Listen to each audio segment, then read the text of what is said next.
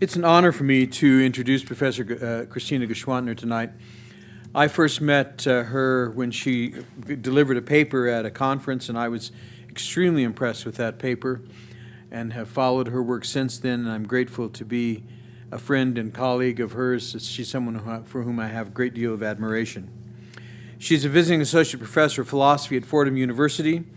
Her work is predominantly in continental philosophy of religion, in French phenomenology. She especially does work in the philosophy of Jean-Luc Marion, Michel Henry, Emmanuel Levinas, and Paul Ricoeur. She's translated Marion's On the Ego and on God, and she's also translated The Visible and the Revealed, and Henry's Words of Christ. Her books include the forthcoming Degrees of Givenness on Saturation in Jean-Luc Marion, as well as Postmodern Apologetics, Arguments for God in Contemporary Philosophy, and Reading Marion, Exceeding Metaphysics. Gschwandter received a BA from Eastern Nazarene College, MAs in Philosophy from Boston College and the University of Manchester in the UK. She has a PhD in Philosophy from DePaul University and a PhD in Theology from the University of Durham in the United Kingdom. Professor Gschwandter.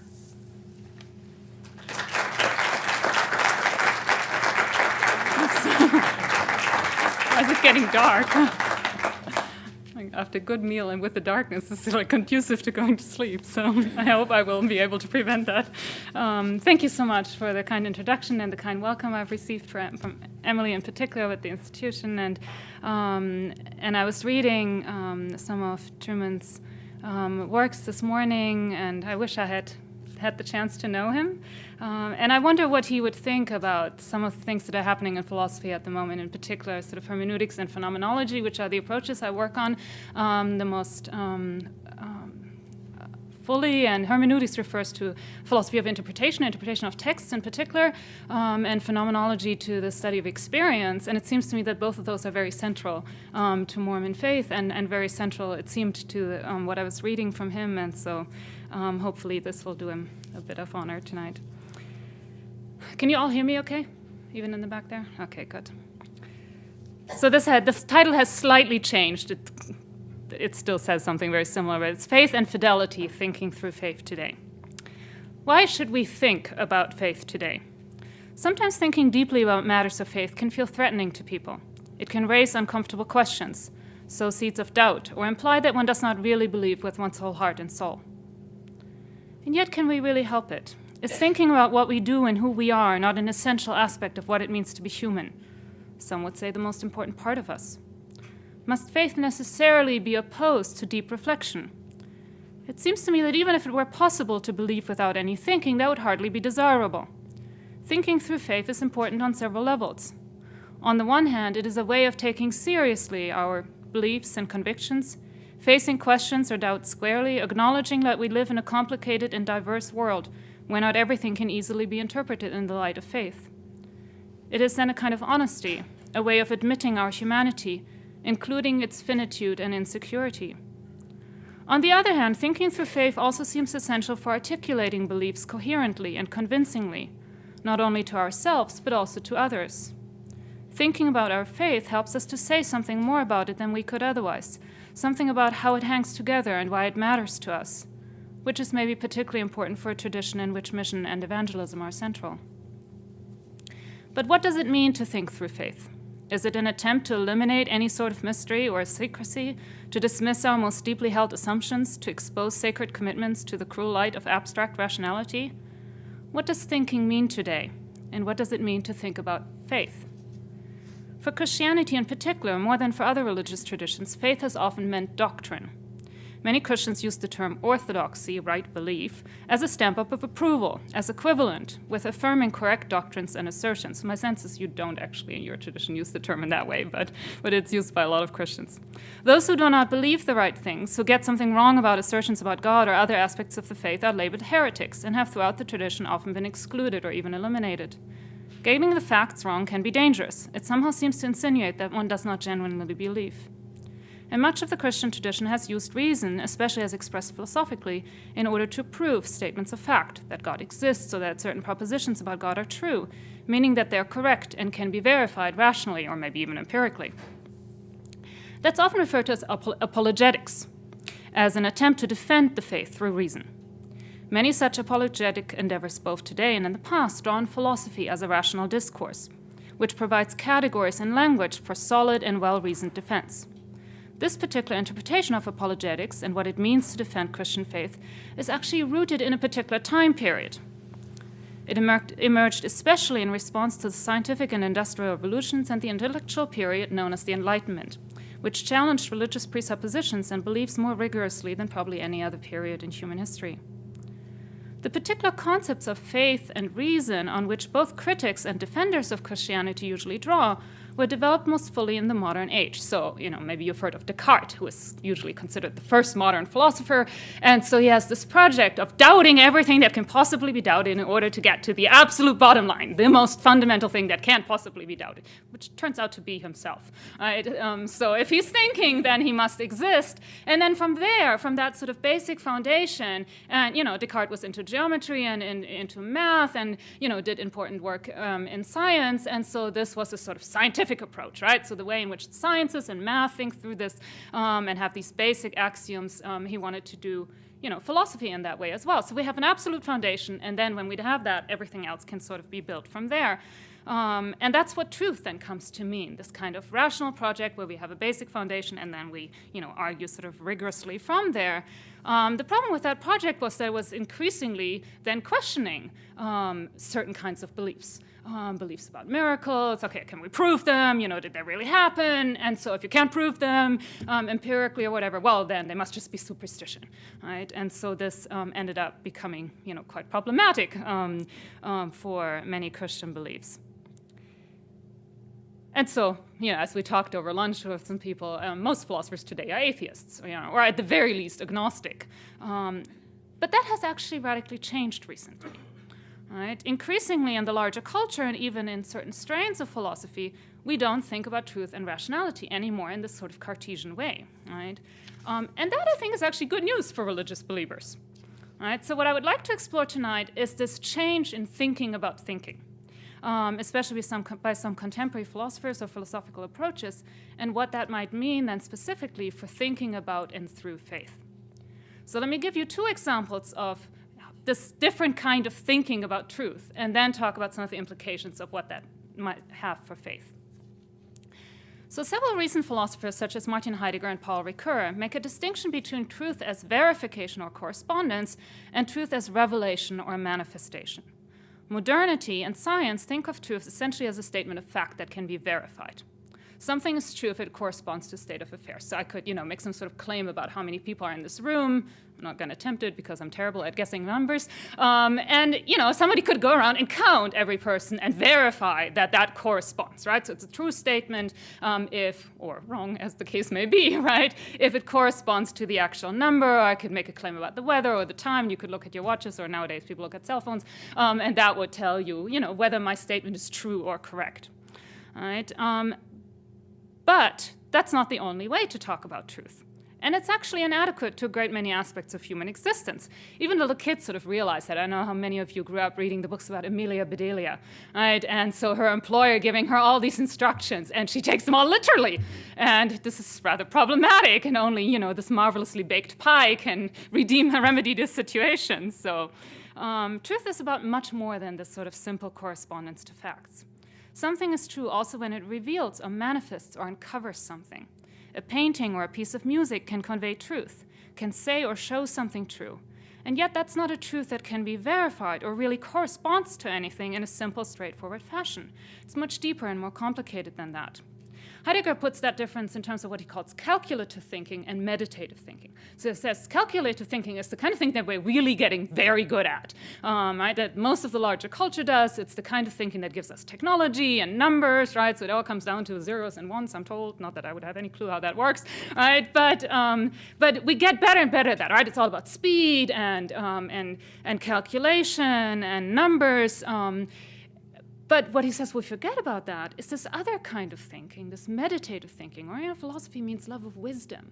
Right? That's very different than this sort of calculation, right? It's about, who we are at our deepest level, and that takes time and pondering. It's more about depth. This calculative thinking tends to be fairly superficial and move very quickly. You need time to think about truth. And Heidegger thinks that this is central to what it means to be human, and that the danger of technology and of the age that we're in is that we might forget to do that kind of thinking altogether, which he thinks is a greater threat than just about anything else. Heidegger talks about this primarily in terms of, the truth of art or the truth of poetry or something like that. Paul Ricoeur, who's a French Protestant philosopher, applies this notion of sort of manifestation or revelation, truth as manifestation, specifically to the Christian scriptures. So what does that mean concretely? Ricoeur claims that the biblical texts are true because they speak authentically about our condition and because they reveal something about the divine. We must look closely at primary religious experiences and texts in order to speak authentically of what it is religious believers do and how they understand themselves. Religious discourse, he maintains, quote, is not senseless, but it is worthwhile to analyze it, because something is said that is not said by other kinds of discourse, ordinary, scientific, or poetic, or to put it in more positive terms, it is meaningful, at least for the community of faith that uses it, either for the sake of self-understanding or for the sake of communication with others exterior to the faith community. The biblical texts, then, are at the very least a genuine witness to the ways in which a community understands itself and can possibly also provide indication of truths that might be revelatory even to people outside of the community. Ricoeur counsels us to, quote, try to get as close as possible to the most originary expressions of a community of faith, to those expressions to which the members of this community have interpreted their experience for the sake of themselves or for others' sake. And for him, that means the biblical texts, right, as the most originary documents. Obviously, you can still ask about whether the actions of religious believers correspond to their beliefs or to the texts that express them. But, and I think this is crucial, this sort of talk even about faithfulness or correspondence there is internal, right? So there's an important difference, I think, here between the way in which modernity speaks about truth and reason and the way in which we can or maybe even must do so today. The modern age assumed that it was possible to reach some absolute foundation, right, that was indubitably true. From this foundation, everything else can be examined and judged. Faith, hence, always found itself on the defensive, judged by parameters external to it and imposed from without. Something is true if it can be proven objectively from some neutral position that anyone can occupy if he or she is divested of all prior assumptions and beliefs. We increasingly recognize that there is no such neutral or absolute standpoint, but that we always make sense of things from within particular communities and against certain horizons of understanding. I mean, even in science, they're sort of realizing that, right? That, how we observe, say, the way a particle moves influences, what we can measure about it, or, sort of what Einstein did with relativity as well, that the kind of context in which one measures something matters to what one is measuring, right?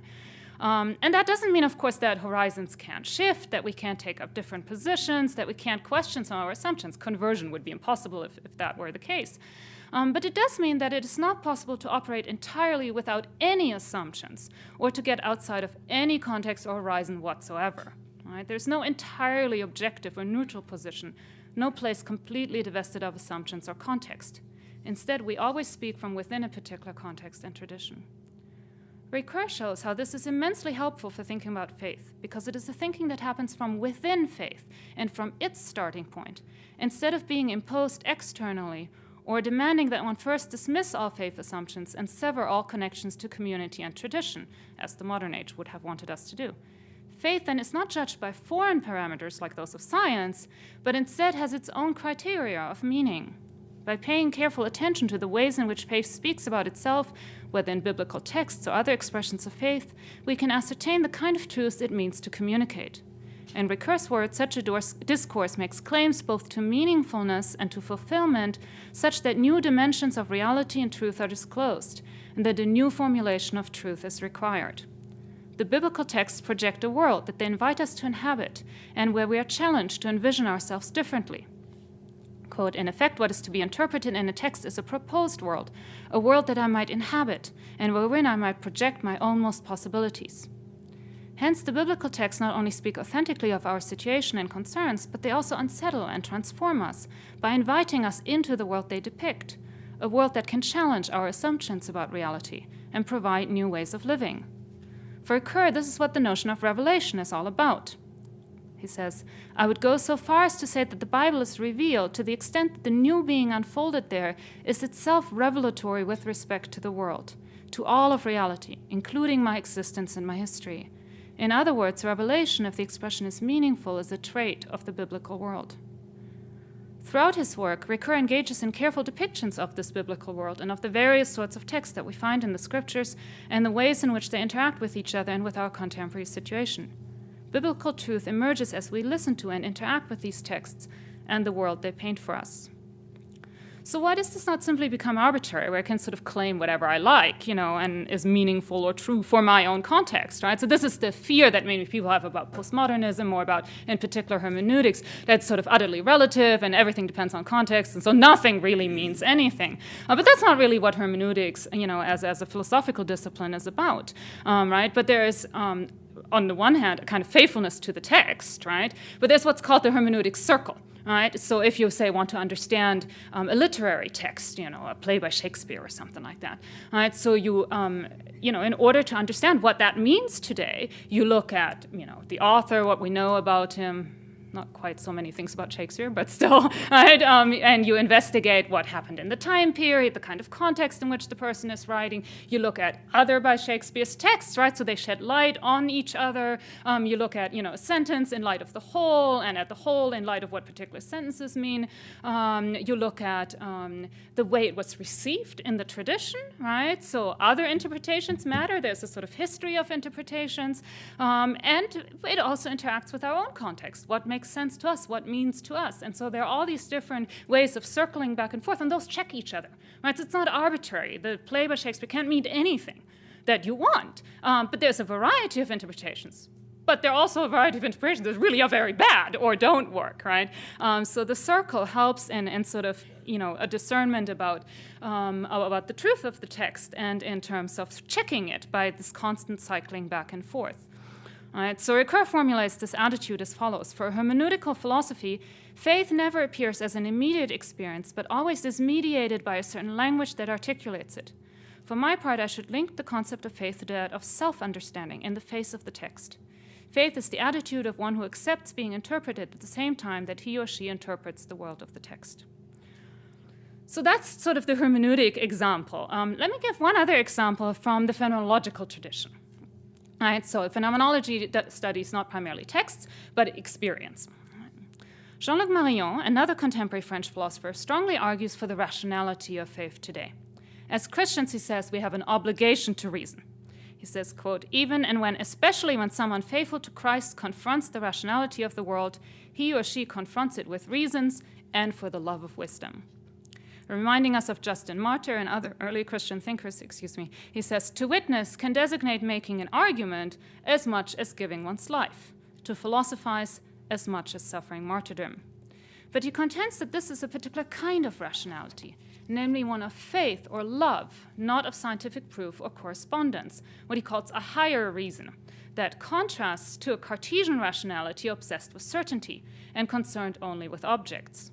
Such a focus on facts and objects misses what is most important to us, not just in religious terms, but even more generally in regard to any feeling or experiences that really matter to us. Quote, this felt immediacy concerns what is closest, whereas the rationality of objects concerns what is furthest away. As in the immediacy of feeling, we experience ourselves without distance, so the distant knowledge of object doesn't really help us at all. We do not stand opposite ourselves, but we sense what we are and are what we sense most intimately, namely in pain and pleasure, death and birth, hunger and thirst, sleep and fatigue, but also in hatred and love, communion and division, justice and violence. From all this, we know very clearly that the common rationality of objects knows nothing about what is most intimate and can do nothing about it. So he distinguishes then between two types of rationality. One of certainty that's concerned with objects, this sort of Cartesian approach where you have a subject, that everything else are objects sort of for our thinking, and so what Descartes is trying to get at is certainty, right? And instead, a kind of thinking that is a much more intimate than our dealing with things, and that he talks about as a kind of assurance. The difference in these types of knowing is maybe best expressed in the title of one of his recent books, It's called Le Croix pour le voir, which means, roughly translated, something like believing in order to see. Turning on its head the usual dictum, seeing is believing. So it would be sort of believing is seeing, but there's no is in the French. Right? For Marion, believing is, in fact, a kind of seeing. And there are phenomena we might not be able to see or experience unless we believe. We all recognize the phenomenon of finding beautiful what or who we love. Another who does not love as I do sees nothing beautiful there. For example, I recently moved to New York, and I'm having a hard time seeing New Yorkans, love for the city. On the other hand, I have no problem whatsoever seeing Bostonians love for their city. I lived there much longer. So the eyes of love enable us to see differently. Marion contends that this is not irrational or purely emotional, but that love has a particular rationality and that it is possible to think about it deeply and rigorously. Love provides evidence. It's a kind of knowledge, though not the knowledge of certainty that Descartes and modernity celebrated. The ancient Hebrews knew this, right? We read in the scriptures that Adam knew Eve and they had a baby, right? It's a different kind of knowing than the kind that Descartes talks about. Marion stresses this sort of connotation of love as a kind of knowledge throughout his work. So it's not about certainty. In fact, one of his most recent books is called Negative Certainty, where he says that certain phenomena, we gain knowledge, but it's not a knowledge of certainty. In fact, what we gain is a knowledge that we can never know certainly, but that we can know in another kind of way that still has its own rigor and rationality. And Marion calls Christians to pursue this rationality of love and to think deeply about their faith by stressing that reason or knowledge can take different forms and that some are more useful or appropriate for matters of faith than others. So let me bring together what I think these very brief summaries of Ricoeur and Marion give us. Truth does not mean just that something corresponds to the facts or can be verified via observation, but it also refers to uncovering the ways in which something is meaningful or speaks authentically to who we are and how we experience reality. Knowledge is not just about certainty, but also about insight. Such knowledge is gained not only via objective and abstract rationalizing or distant observation, but also by intimate experience and encounter. Knowledge requires recognizing all the ways in which insight depends on the particular context and frameworks of understanding within which it is acquired. And this means in particular that truth or knowledge are not reached solely from some external or neutral standpoint, but that it also emerges from within, and that often this internal thinking has much better access to its meaning and truth. All these are the case for many aspects of human experience, but they're particularly appropriate for thinking through faith and religious experience. So if there's a way to think of truth and knowledge in these alternative ways that are more appropriate to matters of faith, what does that actually mean concretely? How can these insights about the nature of truth and knowledge help us think through faith? Let me again, more briefly, give two examples of how contemporary philosophy might give us some insight about that. First, let me pursue Marion a little bit further. As I mentioned, Marion is a phenomenologist, and the philosophical approach of phenomenology studies the basic structures of experience. So by looking at experiences carefully, describing them in great detail, conversing about them, varying them in our imagination, comparing them to memories of other experiences, and so forth, phenomenology tries to ascertain their meaning, their truth. Unlike modernity, phenomenology is not interested in proving whether a particular experience corresponds to some external reality. Rather, it takes the experience as it presents itself, on its own terms, and tries to ascertain its meaning from within its context via careful description. There's nothing remotely religious about this at first. Traditional phenomenology examines very mundane and everyday experiences for their meaning and structure. I think water bottles are usually a particularly prevalent example because they tend to be there when they talk about these things, right? Or books, I've seen them hold out books and talk about the front and the back and how we experience the book. And you see one side of the book, and yet you don't experience the visual side. You experience it as a book because you've seen books before and you've turned them around and you've opened them. And so you don't experience visual object, two-sided or whatever. You experience book, right? And it means something to you. And so this is the way in which, we try to examine what experience means. Marion employs this phenomenological methodology in order to talk about religious experience, or to show what it might mean to have an experience of God, an experience of revelation, or we might say a religious or spiritual experience. Such an experience, he claims, is of a particular kind. Because God is infinitely other and infinitely beyond what we can imagine, an experience of the divine must be excessive, overwhelming, bedazzling. It's what he calls a saturated phenomenon, something we cannot grasp or control, an experience that cannot be predicted or created. It comes entirely out of itself, not from us, but to us. think about the way we talk about sort of founding religious experiences, right, as these sort of overwhelming events that radically change how we live our lives or how a whole community understands itself. Presumably, this is the way you talk about Joseph Smith or other kinds of, maybe even very personal experiences, right? They're sort of mind-boggling. They really sort of change the way of our lives in a certain way, right? So this kind of experience overflows what we can make sense of in ordinary terms. It's far richer than an encounter with an object. Like this, right? So consequently, in Marion's view, this provides the parameters for religious experiences, which we can then describe and justify philosophically with these terms and categories. We can think through experiences of revelation rationally, i.e. philosophically, and show their truth in the way that makes sense and shows or manifests their inherent meaning. Note, though, that these are not external parameters imposed upon the experience of faith, but that they're internal to it, imposed by itself and from within itself.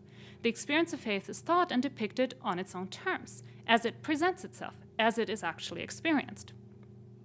Emmanuel Falk, an even more recent French philosopher, or maybe I should say even younger French philosopher, employs phenomenology somewhat differently in order to speak of the most intimate experiences of human existence. So he talks about birth, suffering, death, the flesh with all its chaotic passions and drives. It seems to be a favorite phrase of his era, sexual difference, marriage. He has this sort of phenomenology of marriage he develops. This begins not with religious experiences per se, but he sort of starts with a human experience, and then he uses insights from the tradition, Bernard of Clairvaux and Irenaeus and Bonaventure and Thomas Aquinas and various other sorts of things. And he talks about concrete religious experiences or practices, such as the sacraments, in order then to enrich and challenge standard phenomenological accounts of such experiences. So, for example, in his first book, he engages in a close reading of Heidegger's account of finitude and our being toward death. If you have read any Heidegger, you know that death is really central for him. Right? And to show that these fundamental experiences of despair, suffering, and death are not close to a Christian experience or precluded by them in light of promises of salvation and resurrection, as Heidegger sort of claimed, right? The Christians can't really, appreciate death because they, immediately jump to the resurrection. And he says, no, we can give a sort of Christian account of suffering, of death, of finitude. Right? So we might say that, and in fact, he does it specifically with an analysis of Christ's anguish in the garden, and that can then serve as a sort of guide for the way we understand our own suffering. So we might say that while Marion starts with religious experience as a given and employs philosophical categories in order to articulate it in such a way that it gives a wider coherence and legitimacy, Falk begins with more common human experience and then shows that the religious tradition provides insights that help us think more deeply and more authentically about these fundamental aspects of human experience. So they're both using phenomenology, but they're using it a bit differently. Although Marion and Falk probably push analyses of spiritual and religious experience the furthest, such discussions are by no means particular to these two thinkers. Many other contemporary philosophers, most of them are French, I should admit, examine such topics. Jean-Louis Chrétien focuses on prayer, love, vocation, beauty, vulnerability, and other themes of that sort. Jean-Yves Lacoste examines liturgy and what he calls our being before God.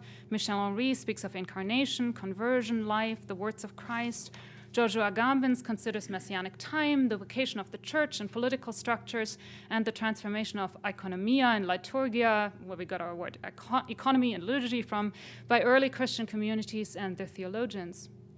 It's true that most of these are Roman Catholic thinkers working in France, in the case of Agamben in Italy, but I think there's very little reason why their descriptions should not apply to more generally Christian or indeed any religious experience, especially since France is more or less sort of secular, if not atheist at this point. In fact, if their descriptions are to have philosophical validity, presumably they must also work for other religious traditions, or at least have a wider import. Some American thinkers are indeed beginning to go in that direction, though I'm not going to, give you all that tonight, or you will get very tired of me talking. But I think you can hopefully see already some of the ways in which that might work for your own tradition and might apply there. Instead, let me say a little bit about what I think are the implications of this contemporary philosophical work for our topic tonight. How do these philosophical discussions help us think through faith today? I see two ways in which they might have significant potential for religious communities. On the one hand, these new philosophical approaches provide a manner of thinking through faith, or for religious believers themselves, by thinking about faith deeply and seriously, depicting it carefully, ascertaining its meaning, or maybe its many meanings. Surely this is useful for the community of faith. It helps make sense of what believers do and what they say about themselves. It clarifies the faith to itself, but also explains it to others, maybe even defends it against attack by articulating its internal coherence and validity. Nor is this any attempt to reduce revelation to sterile rationality. Rather, it is a description that attempts to represent faithfully the manifold aspects of religious experience, both in its concrete particularity, but also in its more general structures and commonalities. On the other hand, I think this philosophical work is useful also to the philosopher, maybe even the anthropologist, outside the community. It helps make sense of what religious believers do, why they act in certain ways, to some secular people in very strange ways, right? What their practices mean and why they entail such strong loyalties and passions. And it also aids us in understanding why religion has always been an important part of the human existence and why it's not likely to disappear anytime soon. This, it seems to me, is worth exploring for philosophers if they are genuinely committed to understanding the human condition and the most fundamental structures of human experience. Right? So the slogan at the very beginning of philosophy and Socrates is know thyself, right? If it's really about knowing who we are at the deepest level, it seems to me religion is an important part of that. Yet thinking through faith in this way is really quite different from traditional, i.e. modern, conceptions of apologetics. It's not about providing proof, but about ascertaining meaning, not about external verification, but about internal coherence, not about certainty, but about manifestation. It begins with faith instead of ending with it, starts from within the community instead of being opposed on it from the outside.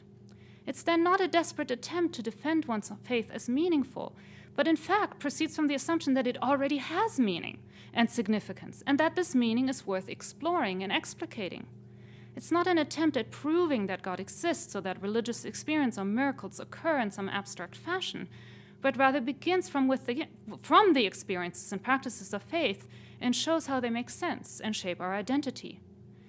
And by doing so, it helps us think more fully also about faith, about the very nature of faith, about what faith might mean today. Throughout this talk, I've used faith and belief more or less interchangeably, and that's what we often do, right? I pointed out in opening that faith is often taken to be synonymous with doctrine or statement of belief, which are seen to require agreement or adherence. I believe is taken to mean that I agree with these statements. I adhere to this doctrine. I can sign on to this teaching or set of propositions. I believe generally says that I hold that such and such a teaching is true and corresponds to some external reality. I want to suggest in closing, and in light of what I've said about contemporary thinking about religious experience, that faith is maybe better understood as fidelity or faithfulness, instead of merely as agreement with statements of doctrine. In fact, several contemporary thinkers, both inside and outside religious communities, draw such a distinction between belief and faith. Sometimes I think the distinction gets a bit too strong, but the contemporary atheist philosopher Jean-Luc Nancy makes this distinction most starkly in wondering about why faith might still be necessary today. Faith, in any case, he says, is not adherence without proof or a leap beyond proof. It is an act by a person of faith, an act that, as such, is the attestation by an intimate consciousness to the fact that it exposes itself and allows itself to be exposed to the absence of attestation. If Christian faith, then, is the category of an act of intimacy that misses itself, that escapes itself, then Christian faith is distinguished precisely and absolutely from all belief. It is a category sui generis, which is not like belief, a lack of, a dearth of, not a state of waiting for, but faithfulness in its own right, confidence and openness to the possibility of what it is confidence in. Faith consists in entrusting oneself to the Word of God, which for an atheist philosopher, it seems to me, is a fairly, strong statement. Although he's not personally a believer, and also he has written extensively about how this sort of faith still matters today and is essential to being human.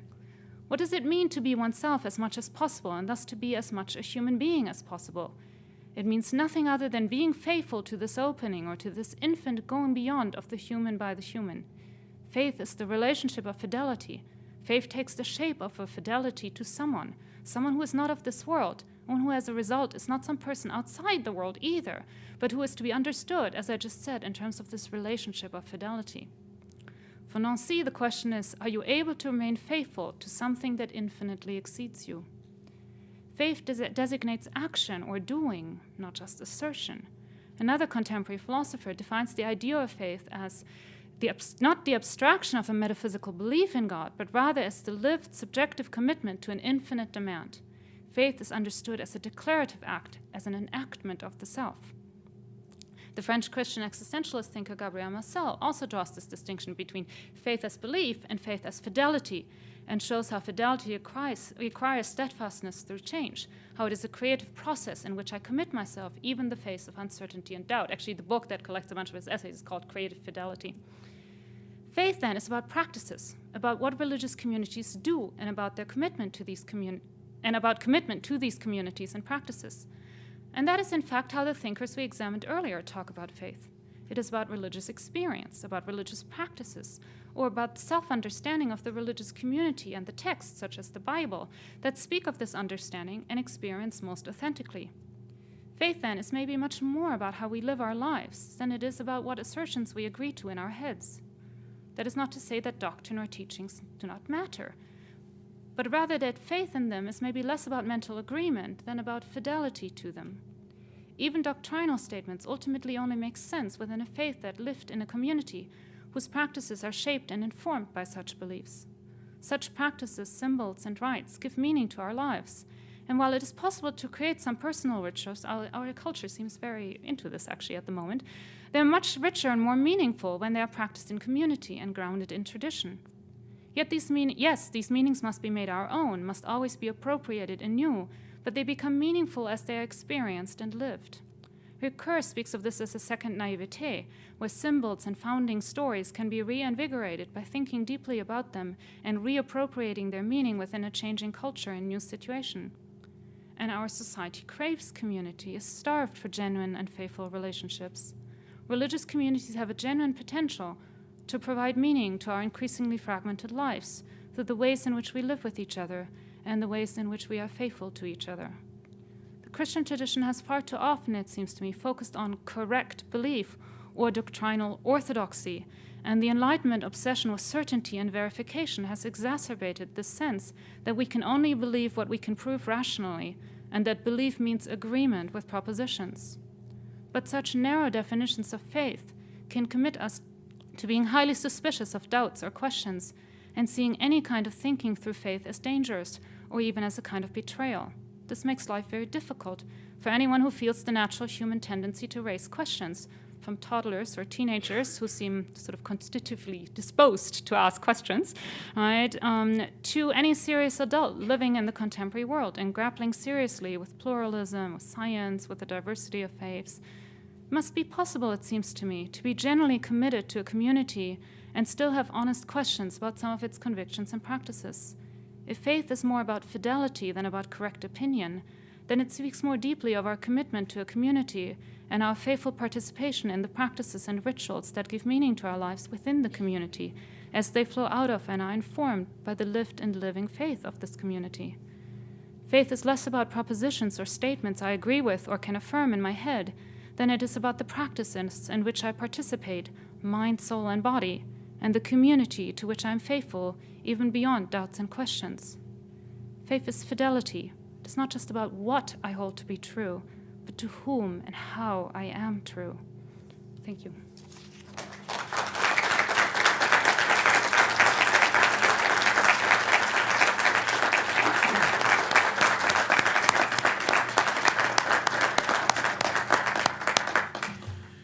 Professor Gschwandter has agreed to take some questions.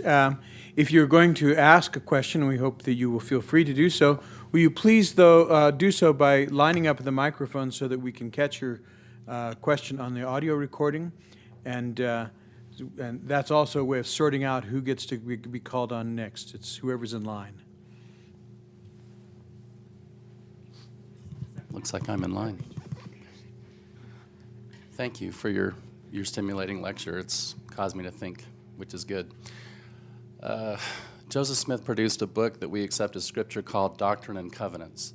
And it seems to combine two of the things that you've talked about tonight, hermeneutics and text analysis doctrine, and covenants, which is our fidelity, the definition of faith to fidelity to faith. In that book of scripture, truth is defined as knowledge of things as they are and as they were and as they are to come. And I just ask you to comment on that in connection with what you've talked about tonight. Truth is knowledge, is phenomenological definition kind of truth. Truth is knowledge. It's a state of being of things as they are and as they were and as they are to come. Yeah, so I mean, so the first bit of the question, I mean, it seems to me, I've read a little bit about Mormonism, I've read, some of Truman Matson's work, but I don't know enough to really work this out, obviously, and I'd be scared to make too many mistakes or say things that might be offensive. So I think, some of that working out would have to come from within the community. But it strikes me from the bit that I know and I've read that hermeneutics and phenomenology would be particularly appropriate in lots of ways, right? Because so much seems to be about the importance of texts, right? And about interpreting what those texts mean today and how they shape our lives, right? And so much of it is also about experience, about founding events, about personal experiences, revelation. And so phenomenology seems very appropriate to talk sort of intelligently about what that might mean and how that might make sense. So that's sort of to the first bit.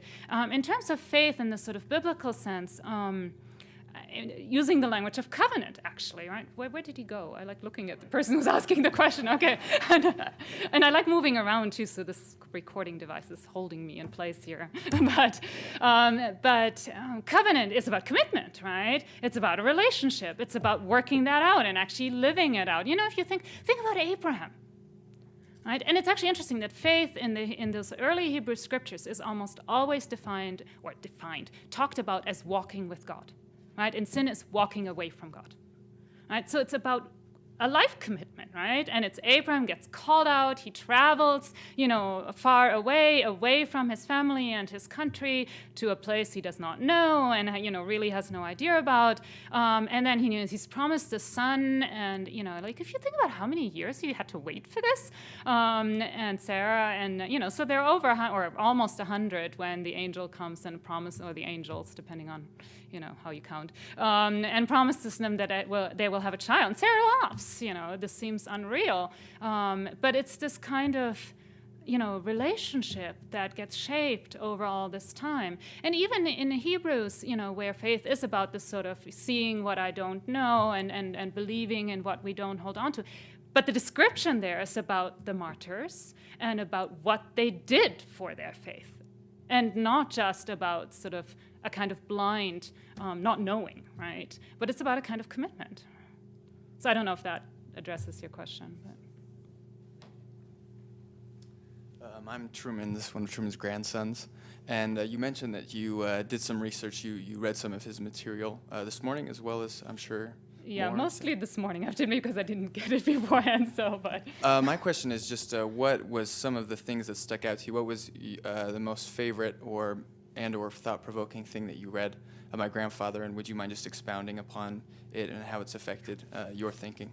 Yeah, I really wish I had had the chance to read more of this before I came in, even before I wrote this, because I think it would have been nice to interweave some of what he says, with some of the things I said in here. So I read Eternal Man and Christ in the Inner Life and parts of The Highest in Us, and that's as far as I got. So, and I really enjoyed Christ and the Inner Life, actually, I have to say, maybe more so than the more philosophical essay of Eternal Man. Because the kind of philosophy that he got at Harvard, which is why I sort of said in opening that I would be interested to know what he would do with hermeneutics and phenomenology. Because this is sort of divided. I mean, philosophers currently behave like 2-year-olds, right? There are these analytical philosophers who do, math and science and think about propositions and truth statements and things like that. And then there are continental philosophers who talk about, social and political issues and literature. And they're both interested in language, but in very different ways. And they basically don't talk to each other most of the time, which is a shame. And both sides think that the other side really isn't doing philosophy. And Harvard is pretty adamantly analytical. And so some of the questions he engages in Eternal Man about theodicy, about the question of evil, and about body and soul distinctions and things like that. Continental philosophy is interested in corporality and the body, and in love, in intimacy, and in the way society works. I mean, I think in the kinds of questions he would have really been very interested in. So you said you had talked to him a little bit before he died, and that he seemed, very interested in some of those questions.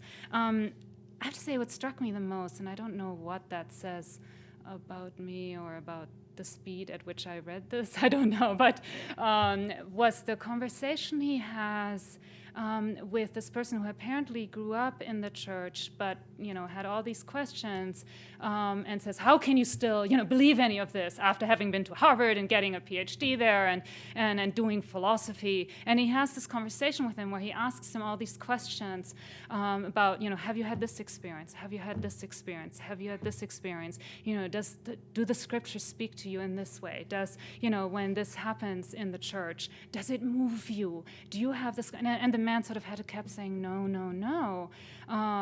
And he said yes to all of those things. And that was the difference, right? The difference between being part of the community and not being part of the community. So it seemed like it was much more about, could he put in the check marks? But it was much more about, has this been a lived experience for you? That really struck me. And maybe it struck me because I'm a phenomenologist. But I think also on sort of a more existential level that probably spoke to me the most. And I will give you back the book. Thank you very much for your presentation. I'm inclined to agree with you wholeheartedly that thinking about faith as fidelity is very good for faith. It provides us with a way to think about it that is coherent, philosophically sophisticated, and even, I think, a little pleasantly poetic. My question, I guess, is it equally good for reason? How do you stop faith as fidelity from devolving into the self-justifying kinds of irrationality that we see, for example, in forms of religious extremism? Right, very good, yeah. And that's, of course, the danger if it becomes something that's sort of internal, right? So if it's only about the excess of experience. And that's the danger I see in some of these phenomenologists, Mario in particular, that push this to an extreme, right? Where it gets defined solely in terms of this utter excess. Well, it seems to me that would condone any kind of totalitarianism, terrorism, whatever, if that is the only parameter, which is why I want to draw on both hermeneutics and phenomenology. I think you need hermeneutics to sort of interpret the experiences, to discern what are useful and not useful experiences, valid and invalid experiences. And you do it through this kind of circling back and forth. You do it about faithfulness to the texts, faithfulness to the tradition, faithfulness to the community, right? So if you have, a kind of experience that is completely out of sync with anything that your community has held to be true, that's maybe a little dangerous. Now, it does have, at the same time, I think, a potential for generally new experiences of faith, right? But they need to be confirmed by the community, by the practices, by maybe continued revelations, by interpretation. And so there has to be this kind of back and forth, a kind of responsibility to it. And there has to be a kind of discernment about, whether it injures people, what it does, how it actually works itself out in action. So I think that's really important. Ricoeur is known for what's called a hermeneutics of suspicion. And he thinks that's also really important. You need some suspicion and you need affirmation. And in fact, he says life is always a struggle between what he calls concordance and discordance. We try to make this coherent sense of our lives. We tell these stories about our lives, right, that try to hold it all together. But in fact, life's pretty chaotic. Right? And it gets fragmented all the time. And then we try to sort of give it coherence again. And both matter, the discordance and the concordance, and the sort of responsibility to, to multiple texts, to the community, and I think also to the larger culture. Right? If all the other insights we have about reality are sort of radically contradictory to what certain we believe, then at least it should raise questions, I think, that we have to grapple with. I think my question comes well on the heels of the last of Travis's. And first, thanks again for a very interesting, engaging lecture. I loved all the bibliographic references. I would have loved longer developments on many of those authors, but I'll consult your written works to get the written works would be and eventually their written works to get the longer story. Well, my question is a little hard for me to formulate, and maybe too big, but at least a starting point of a conversation. And it has to do with the language of infinity and absolute otherness that came up in your account of Marion and one or two of the other French phenomenologists or hermeneutical philosophers that you discussed. And it seems to me that in a way, this movement away from faith as belief, emphasizing, let's say, a cognitive dimension, towards faith as fidelity embedded in the practices of a community. It does seem to me this depends upon or tends to be linked with this understanding of divinity as infinite or absolutely other. And you probably would have noticed from reading Truman Madsen that Latter-day Saints, the language of infinity shows up in our way of talking about our beliefs. But our idea of God, we would never use the language of absolutely other. And our God is, in certain respects, shockingly familiar. You might think we risk over-familiarizing our idea of divinity, but we think of ourselves as of the family and of the species of God. So we tend to emphasize a great deal of continuity between God and man, and between humanity, and between the goods of this life and the goods of the next. And so part of what I'm asking is whether this view of faith as fidelity, which tends to, if not exclude, to depreciate notably the cognitive aspect, whether it doesn't depend somewhat on this absolute infinity that seems to me to be not very much at home within Mormonism. As a kind of coda to that question and an illustration, you mentioned early on in the talk Heidegger on the question of resurrection, that Christians couldn't appreciate death because resurrection closed up the question of death for them, I suppose. Well, what about resurrection? I wouldn't want to reduce the resurrection of the body to an abstract scientific fact, to something merely objective as verifiable by scientific canon. But it's more than a fidelity. I mean, it's real or it's not in a certain sense.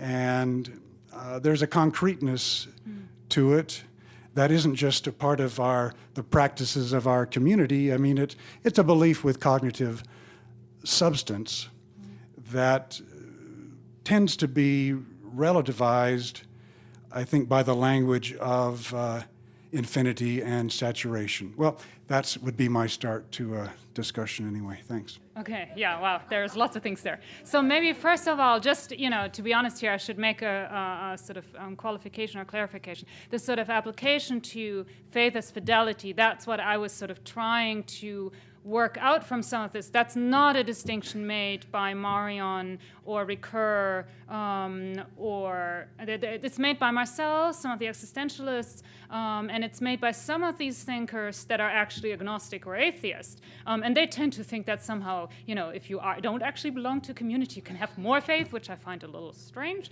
or faith is more successful somehow if it's empty. Don't ask me why. Some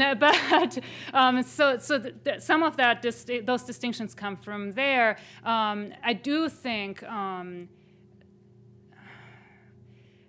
that there's something to be said about the sort of importance of community more so than some of these religious phenomenologists sort of admit. It tends to be very individual.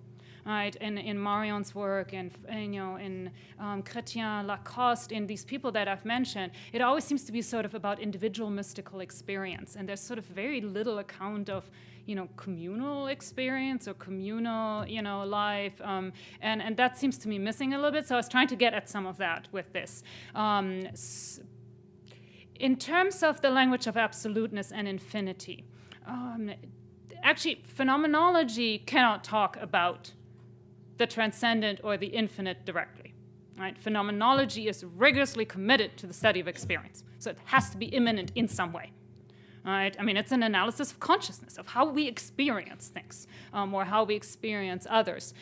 So in fact, if something is a phenomenon, it is experienced. It cannot be absolutely other. Right? Levinas has tremendous trouble with this, and I didn't talk about him in the talk, but this sort of language of the absolute other and absolute alterity, he's from a Jewish tradition, a particular strain of the Jewish tradition, where the absolute alterity of the divine is so fundamental, and there's a sense in which he tries to articulate that philosophically, and to try to articulate what it might mean to think about utter alterity, and it becomes very hard to do that phenomenologically, and he's sort of, got lots of criticism on that, and occasionally will say, well, what I'm doing isn't phenomenological anymore. Marion does want to do it phenomenologically, but then he always takes recourse to the incarnation, right? So if God becomes human, becomes like us, is like us, right, then is one of us, then it can be experienced, right? And so we can study, how that experience occurs and how, even Heidegger begins to talk about experiences that aren't necessarily perceptual, right? So we can have an experience of something that I might not actually be able to see visually, and yet I experience a kind of impact, or maybe Levinas says it in terms of hearing, right? And so it doesn't have to be just about perception. It can be about other kinds of experiences. But if it's phenomenology, it's got to be about experience. It can't be about a transcendence that cannot at all be experienced. So I think there you have actually a much stronger position than some of the religious traditions that emphasize utter alterity of the divine. In terms of the resurrection, and I should also say about the cognitive bit, since that was part of the question as well. So for Marion and for Ricoeur, certainly, this is a kind of knowing. So in terms of the qualification of some of what I was doing with faithfulness, I'm not sure they would follow me there. So for him, love in particular, but this sort of phenomenological account that he's giving is a cognitive account. But it's not a knowing of certainty. It's not Cartesian knowing. It's not the knowing of modernity. But it's another kind of knowing. It's this knowing of experience that's confirmed through experience. But that doesn't mean it doesn't have a cognitive dimension. And he talks about it as a rationality, as a reason. That can, that has a validity, that has a coherence, even though it's not the sort of coherence that Descartes is looking for, but a different kind of coherence. And so he would make the distinction, to sort of get to the resurrection, that phenomenology really can only talk about the possibility of religious experience. So phenomenology or philosophy can tell us the kind of, methodology we can use and the kind of language we can use in order to make sense of religious experience, right? In order to examine it maybe as it occurring, but it doesn't prove or can even intelligently talk about the actuality of that experience. For that, you really have to go to theology. Right? So we can talk, if resurrection occurred and if it impacted us and shaped our faith, what would that look like? That I can make sense of philosophically, but I can't prove through philosophy that the event of the resurrection happened. For that, I really have to go to other disciplines. Now, maybe that's a cop-out, but that's the way in which he would answer that particular question. It also depends on what you mean by whether it's a kind of proof, going back and somehow, finding a kind of scientific evidence. I'm not sure either theology or philosophy would necessarily be involved in that particular exercise. And is that really what matters the most? Is it about, sort of what kind of belief in community that gives rise to? Is it evidence through the way in which the disciples speak of it, the way in which it transforms the early church, the way in which it impacts our lives now and transforms them, the kind of experiences of transfiguration or transformation we might have in light of this belief? It depends on sort of what is meant by this knowing or cognitive dimension, I think. I'm not sure that's a particularly adequate answer, but it's a stab at it. First of all, thanks for your presentation. I appreciated how accessible I thought it was. And that kind of gets to my question. My question is, we find people who are not philosophers at all, who would never read Levinas, who are dealing with the same types of questions you're dealing with in your discussion today. Do you think if you have a friend in that situation who is confronted by faith and kind of looks at the world through these very objective lenses and is looking, but is kind of trapped in this sort of a view, what is the right response? Is it to try to encourage them to read philosophy? What is the best way to help somebody sort of out of that conundrum in your view? I wouldn't advise reading Levinas. Yeah, I mean, for me, reading Levinas, I'd say for like the 20th time, is a kind of like spiritual experience. There's something going on in those texts that I think gets at something very deep about the human experience and about what it means to be open to others. That speaks to me, but I don't think it necessarily does to everyone, and having attempted to teach it at the undergrad level, I would not highly recommend doing that. So, what would I recommend?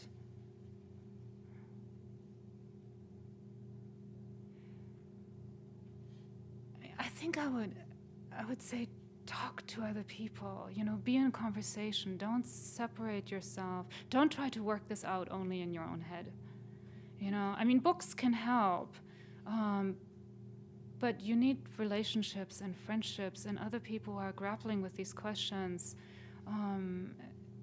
and who are committed to each other and who aren't maybe threatened by the questions. And I think it depends on the person. Some people it does help to read sort of certain philosophical texts. I'm thinking sort of what I was trying to do here, I think is more, sort of as a community, if we talk about ourselves, I think there are resources here to help us do that in a way that, is credible to, to other communities or to other people, because the work has a kind of philosophical validity. I mean, of course, they get into trouble all the time. Why do you talk about God? This is not philosophy. And yet so many of them are doing it by now. There is a kind of critical mass. And so I think there are resources there for thinking through things in a way that can help us make sense of things at an intellectual level that then enables conversation with others. But I'm not sure that on an individual level that's necessarily the best, certainly not the first place to go.